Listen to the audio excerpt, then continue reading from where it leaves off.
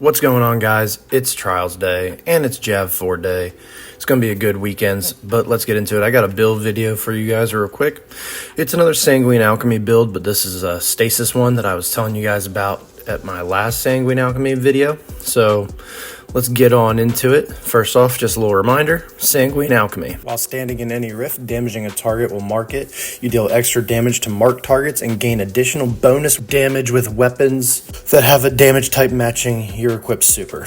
Weapon final blows while standing in any rift pauses the rift's countdown, extending its duration. For the purpose of this build, as I mentioned in my previous video about it, we'll be capitalizing on the long range for the bigger maps that Bungie just loves to put out. So we're going to focus on the Prophet Adept.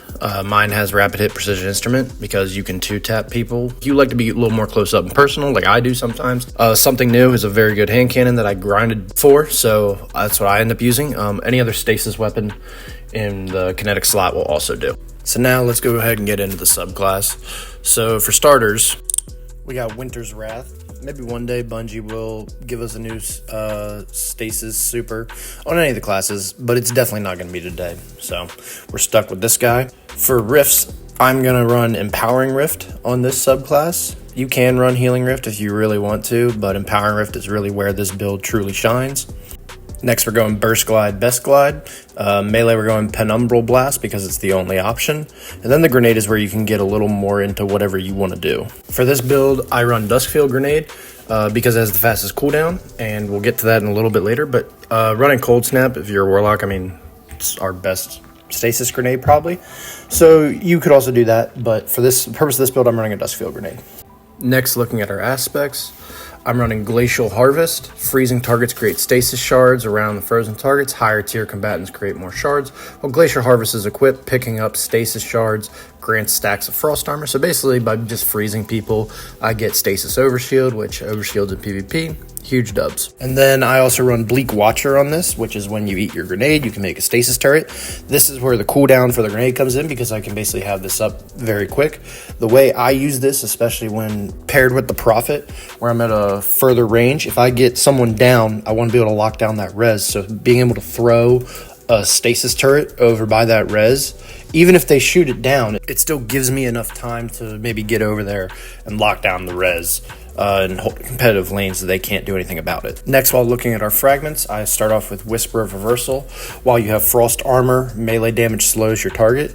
If you've ran into a Titan in the Crucible recently, you know what I'm talking about. When they fucking go and Falcon punch you, you suddenly just slow and you can't do anything. Well, we can do it too.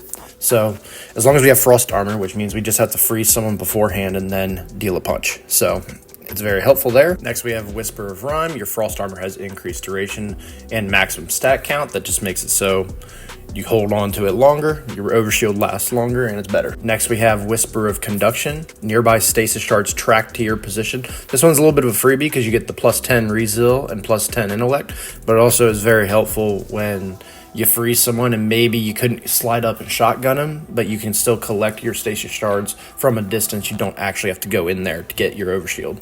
Lastly, we have Whisper of Chains. Defeating targets while you have Frost Armor has a chance to create a stasis shard. Plus it's 10 recovery, so that's an instant dub. This is huge because if you have Frost Armor and then you defeat someone, you create a stasis shard, you upkeep your overshield, so you constantly have it going as long as you can keep freezing people. Finally, let's get into character stats. So as a Warlock, you want high recovery anyway, but 100 recovery here helps you keep up that Empowering Rift so you can constantly still have the 2-tap possibility with your stasis weapon. Next, we have 100 Intellect. This super is a long cooldown anyway, so anything that helps it helps you. You could have it in a 4-4 game of Trials, very helpful. Last but not least, we want our Discipline to be as high as possible. In this specific build, I only have it in tier 8. But for this build, we want our stasis turret to be up as much as possible. Well, that's a wrap for the video.